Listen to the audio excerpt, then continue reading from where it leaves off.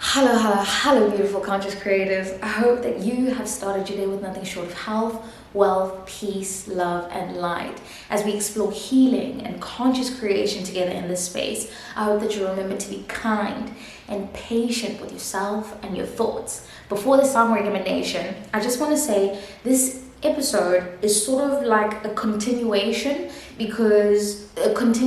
of overcoming self-sabotage. I didn't really highlight the point because there was no specific reason. I just forgot to highlight it. I think I just put it away. I'd written it down on the corner, but I find that it's a very important point to point out.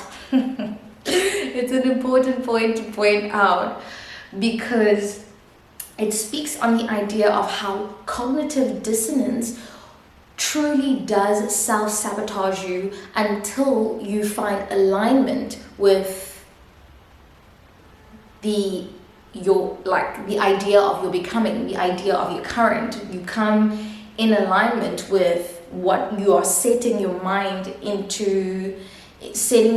achieving. And song recommendation, yes, before I dive into the episode, it's song recommendation, Let It Go by Eric the Architect. Yes. So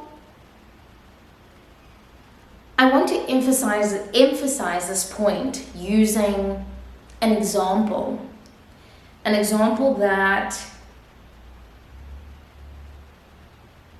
paints a clearer picture of what I'm trying to say in terms of how the misalignment of who you currently believe yourself to be and the person that you're trying to become, where you stand in your life and the goals that you're trying to achieve.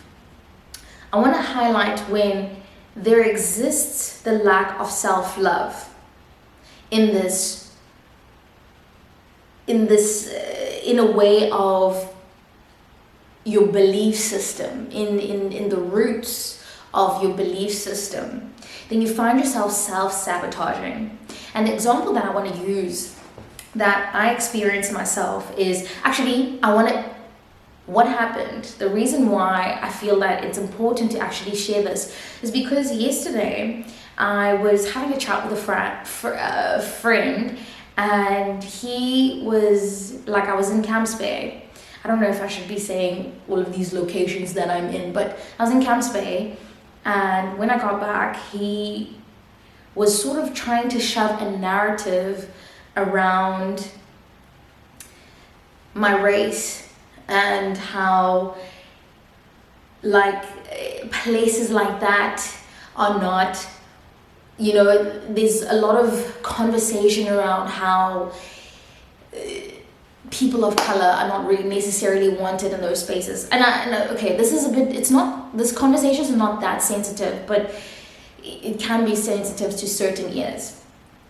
So when he said this, a part of me, while we were in the middle of this conversation, understanding and knowing that the climate is not necessarily clear around the conversations around race, and especially in the Western Cape, things have not yet settled. There's still a bit of friction and tension, and it's not to say that I'm not aware of it, but it's what I have chosen and how I've chosen to perceive things and how I've chosen to not allow the external narrative to have an effect on how I move in the world. And what I mean by that is, when I was studying, right? I studied somewhere in the Western Cape. When I was studying, there were certain boutiques that I couldn't bring myself to walk into.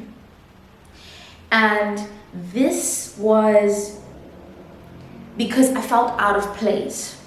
I felt as if I didn't belong in those spaces. It's, the sense of belonging, because of obviously historical reasons, but it it also stemmed from me feeling like I didn't belong in those spaces. And I want to say that even if the employees would have given me like harsh looks for even daring to enter those spaces, the first person that kept me out of those boutiques, so to speak, was myself. And this self-judgment, this discomfort and the angst that I felt for even wanting to walk into spaces like that, until I started challenging those beliefs. Like I said, one of the tools that I gave was to write down where this discomfort is coming from, this negative narration that you have in your head, and write down what it is that you actually truly want to believe about yourself. So the cognitive dissonance is that even though I did want to walk into those spaces, the first person that kicked me out was myself. It was me, it was my own mind, it was my own body, because there was a misalignment in terms of how I felt about belonging in those spaces. And so, what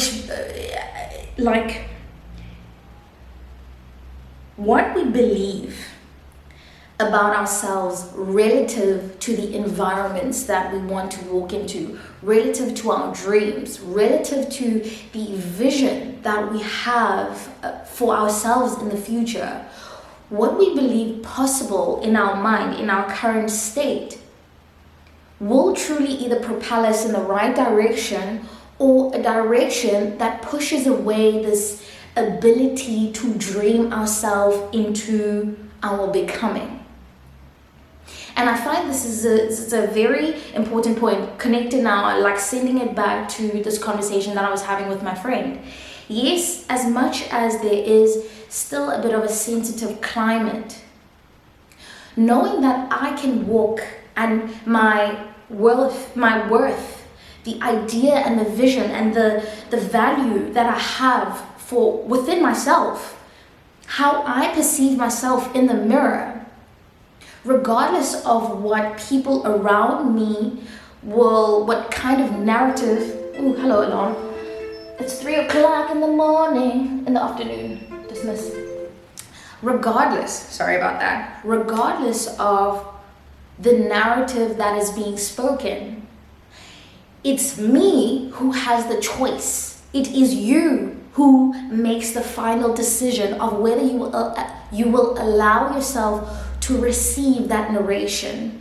It is you who has the ultimate decision of whether or not you will accept it for yourself and take it on board and say, okay, because this is what's happening on the outside, then I should conform to this vision, not the vision, but I should conform to this conversation and the narration around the spaces that you feel you necessarily like you deserve to be in. If I probably should rephrase that, but what I'm trying to point out is you can be aware of what's happening outside, but ultimately it's the choice. Just having the sense of self-love and self-worth and knowing that you are deserving of the things that you desire, regardless of the external noise and the external circumstance and whatever people are trying to shove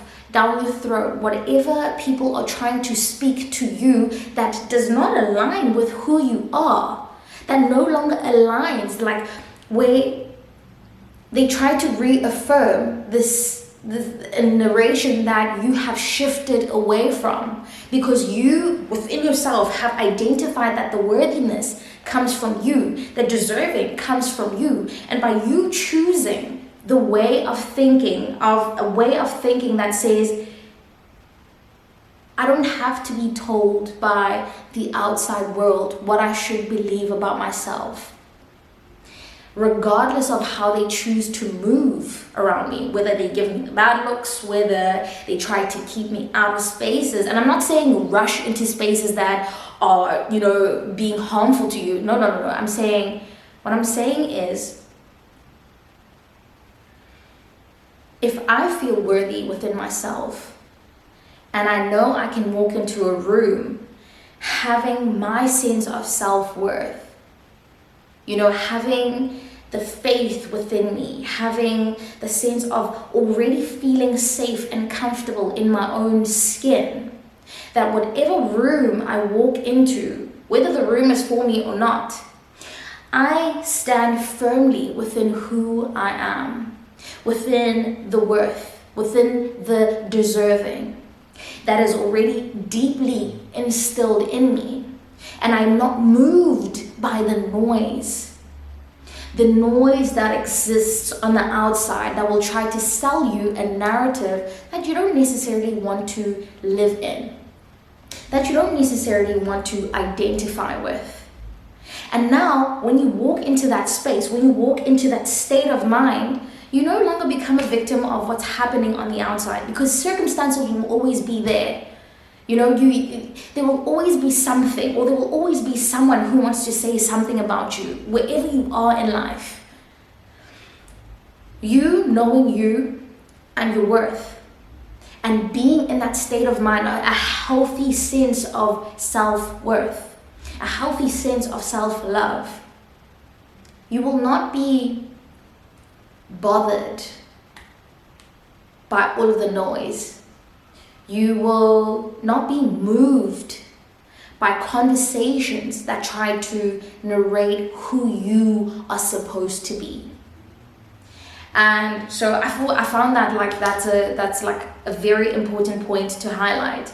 The first person that will keep you out of any place is you and your mindset, especially when you are in the space of self-judgment, especially when you feel discomfort and angst. But once you start feeling the deservingness, the worthiness, the deservingness, I don't know if that's not a word, but once you start feeling that within you, no one else outside can tell you how to feel. Your worthiness is not dependent on what's happening there. It's dependent on what you yourself see in the mirror first. And that's where I'm going to leave this episode. Thank you for listening all the way to the end. My name is Uwa Gang, and I am your accidental therapist.